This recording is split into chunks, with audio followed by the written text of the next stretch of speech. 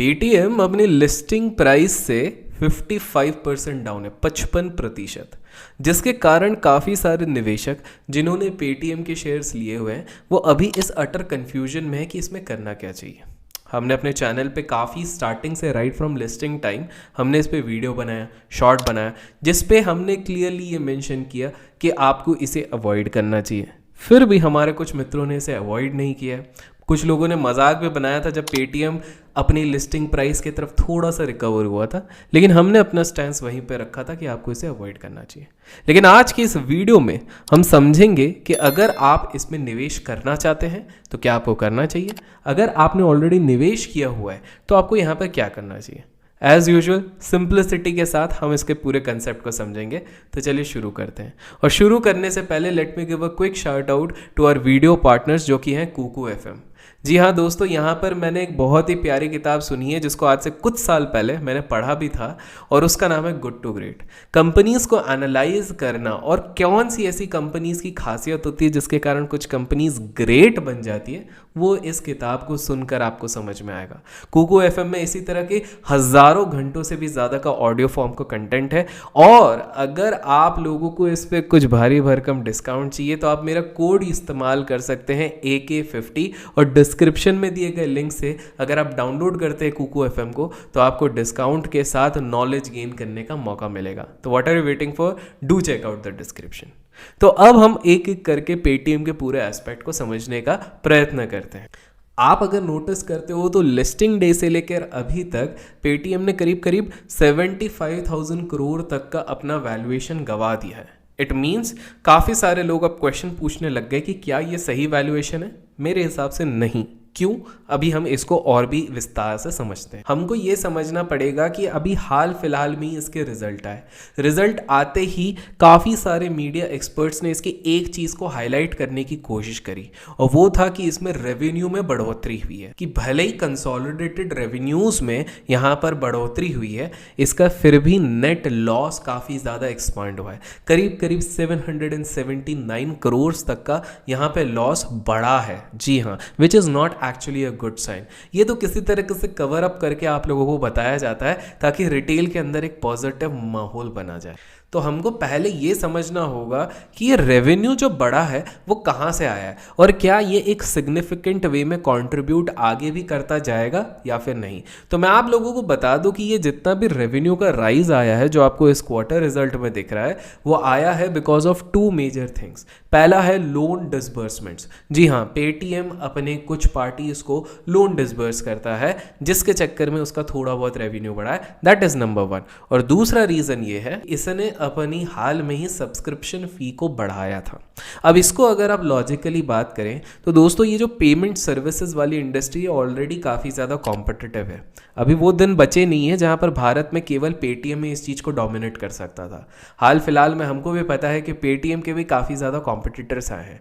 अगर normal common sense लगाया जाए तो जो एक्स्ट्रा पैसा ये लोग ले रहे हैं, जो इस बार उनको रेवेन्यू में इजाफा दिखा because of the increase price in subscription, जाहिर सी बात है जब मर्चेंट और कंज्यूमर को एक बेटर ऑल्टरनेटिव मिलेगा जो कम दाम में इनको वही सर्विसेज प्रोवाइड कर रहा है जो पेटीएम दे रहा है, तो यहाँ पर लोग अपनी ब्रांड लॉयल्टी को बचा के नहीं रखते हैं। We all know and we have always seen कि जब भी मार्केट में कोई ऐसा प्लेयर आता है जो कम दाम में वही सेम सर्विस देता है तो लोग उसके जगह पे शिफ्ट हो जाते हैं। तो पहली चीज़ है, मुझे ये वाला एरिया सस्टेनेबल नहीं लगता है। दूसरा रीज़न जिसके कारण कि इसके रेवेन्यू में बहुत ज़्यादा ग्रोथ हाल फिलहाल में देखी गई है वो है फेस्टिव सीजन।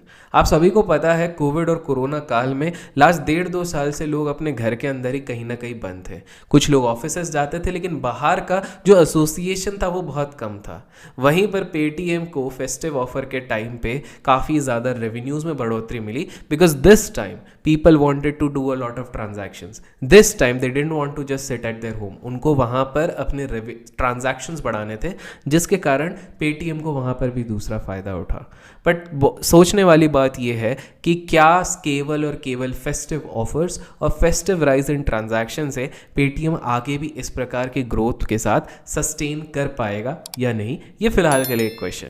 तो सवाल अब ये उठता है कि जब रेवेन्यू इन 2-3 सोर्सेज से बढ़ा है तो उसके लॉसेस क्यों बढ़ रहे हैं। और अगर आप इस लॉसेस को एनालाइज करोगे तो आपको समझ में आएगा कि क्यों पेटीएम के ऊपर एक बहुत बड़ा चैलेंज है। इसके लॉसेस फिलहाल के लिए इसलिए बढ़ रहे हैं बिकॉज इसकी मार्केटिंग कॉस्ट बढ़ी है, सैलरीज एंड वेजेस जो अपने एम्प्लॉयज़ को देते हैं वो बढ़ी हुई है, साथ में इसने बहुत ज़्यादा इन्वेस्टमेंट अपने डेटा सेंटर्स पे भी किया हुआ है जिससे कि ऑपरेशन और स्मूथली बढ़ता जाए।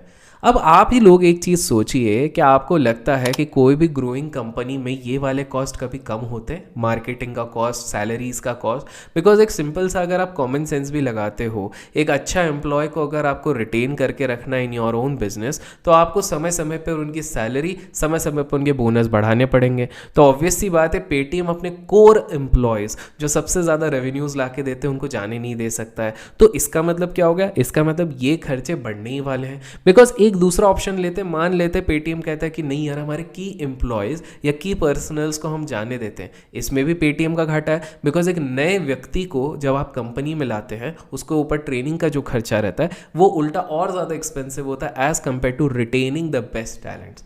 तो जाहिर सी बात है कि पेटीएम का ये वाला खर्चा कम नहीं होगा। सो गोइंग अहेड मेरा एस्टिमेट ये कहता है कि क्वार्टर एंड क्वार्टर, आज से मान लीजिए और 3-4 क्वार्टर बाद भी हम देखते हैं तो यहाँ पर तो इनको रिलैक्सेशन नहीं मिलेगा। किसी भी गुड टू ग्रेट कंपनी को सस्टेन करने के लिए दो ही तरीके होते हैं, अपने रेवेन्यूज़ के साथ साथ अपने मार्जिन्स को बढ़ाते जाए। बट यहाँ पर पेटीएम अभी तक ऐसा कुछ नहीं दिखा पा रहा है जिसके कारण इसके मार्जिन बढ़ता जाए। बाय द वे दोस्तों, अगर कुछ भी अच्छा लगता हो इस तरह की एनालिसिस तो लाइक ज़रूर कीजिए, इससे प्रोत्साहन मिलता है। नेक्स्ट चीज़ आपको समझनी है कि इसके रेवेन्यूज़ और थोड़े बहुत जो हल्के फुल्के मुनाफे बढ़े वो इनकी क्रॉस सेलिंग से बढ़ी है। जी हाँ, क्रॉस सेलिंग के कारण इन्हें करीब करीब 31.2% तक रेवेन्यू को अपने इंक्रीज कर लिए थे, जो कि लास्ट क्वार्टर में करीब करीब 8% के आसपास थे। ये एक पॉजिटिव पॉइंट हो सकता है बिकॉज पेटीएम के पास एक बहुत बड़ा डेटाबेस है लोगों का, उसी को अगर वो इनकैश करता है। और क्रॉस सेलिंग का मतलब क्या होता है? फॉर एग्जाम्पल, अगर आप किसी को कंप्यूटर बेच रहे हो तो उसी के साथ साथ आप किसी को माउस बेच देते हो, साथ साथ कोई डिजिटल कीबोर्ड बेच देते हैं, वायरलेस कीबोर्ड बेच देते हैं। तो इसमें एक तरीके से cross selling of various financial products वो अपने जो प्लेटफॉर्म पे करता है उसके चक्कर में वो एक पॉजिटिव निकल के आया है। तो गोइंग अहेड अगर पेटीएम इस एरिया पे और थोड़ा सा वर्क करता है तो अपने एग्जिस्टिंग कंज्यूमर बेस पे वो और ज़्यादा इनकैश कर पाएगा। लेकिन पता है इसी के साथ पेटीएम ने अपने आप दूसरा प्रॉब्लम खुद के लिए खड़ा कर दिया। पेटीएम अभी बहुत ज़्यादा डाइवर्सिफिकेशन पे ध्यान दे रहा है। वो पेटीएम मॉल पे, वो म्यूचुअल फंड के डिस्ट्रीब्यूशन पे आ चुका है, वो शॉपिंग का एक छोटा सा कार्ट बना चुका है, एंटरटेनमेंट रिलेटेड सर्विस और ना जाने इसी तरह की कितनी ज़्यादा सर्विसेज में एंटर कर चुका है। दोस्तों, हमको एक चीज़ समझनी है कि कोई भी स्टॉक अगर स्टॉक मार्केट में लंबी अवधि तक परफॉर्म करता है तो वो डाइवर्सिफिकेशन को अगर बहुत ज़्यादा तवज्जो देता है तो वो डाइवर्सिफिकेशन की जगह डाइवॉर्सिफिकेशन हो जाता है, वॉर्स होने लग जाता है। और कहीं ना कहीं मुझे लगता है desperate attempt to claim the leadership में पेटीएम यही चीज़ कर रहा है। इतने ज़्यादा सेगमेंट्स में ये अपने आप को एंटर करवा रहा है जो मेरे हिसाब से एक पॉजिटिव चीज़ नहीं है। बाय द वे, आपको क्या लगता है कमेंट्स में ज़रूर बताइएगा। तो जाहिर सी बात है पेटीएम का अगर हम मेजर रेवेन्यू देखते हैं तो आज भी 70% दैट इज 70% आता है डिजिटल पेमेंट्स में।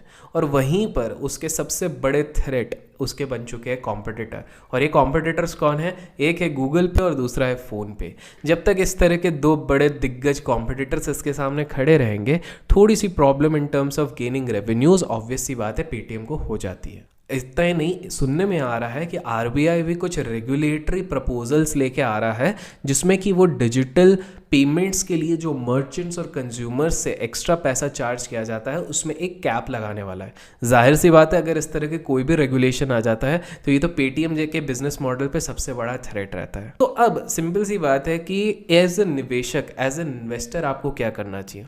मेरे हिसाब से दोस्तों सुनने में आ रहा है कि पेटीएम एक बैंकिंग लाइसेंस के लिए भी, फुल फ्लेजेड बैंकिंग लाइसेंस के लिए भी अप्लाई करने जाएगी जो इसके डायनामिक ज़रूर बदल सकते हैं। अगर वो चीज़ होती है तो आप लोग इसको एक दूसरे पर्सपेक्टिव से एक अपकमिंग बिजनेस मॉडल के हिसाब से देख सकते हो।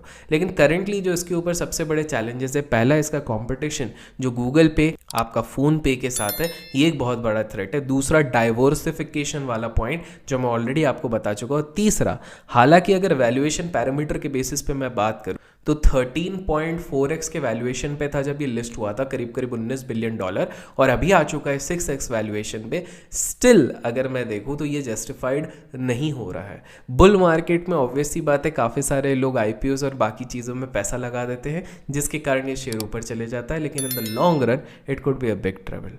आप लोगों को क्या लगता है ये सारी चीज़ें सुन के? क्या हमें पेटीएम में इन्वेस्टेड रहना चाहिए या फिर नहीं? कमेंट्स में ज़रूर बताइएगा। प्रयास पसंद आया तो लाइक ज़रूर कीजिएगा। Till then keep learning and keep growing.